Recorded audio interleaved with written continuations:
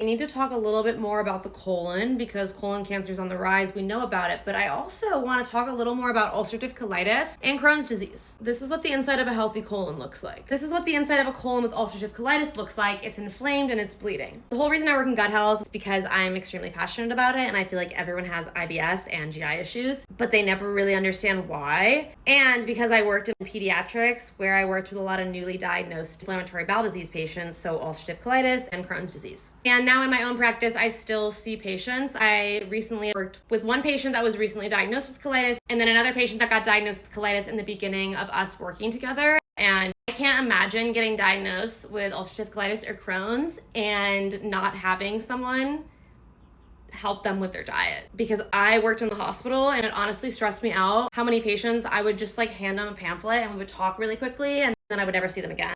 Sometimes they would come outpatient, but all the time, no. I hope they got the help they needed, because I just know how confusing the internet can be when it comes to Crohn's and ulcerative colitis, because we used to tell people that a low fiber diet was what they should do. And unfortunately, people still believe that, even though we have debunked that. We literally have information on how fiber can lower your inflammation. And the whole reason you can get these diseases is because of inflammation. So if your doctor has told you to go on low fiber, you could have a stricture. That means you should probably be on low fiber for a short period of time. However, talk to your doctor about it, because they might have said to go low fiber, but they didn't mean forever, and you think they meant forever. They also maybe aren't educated in the type of ways to get fiber that might be better for you. Like maybe cooked vegetables, peeled vegetables, more soluble fiber, psyllium husk.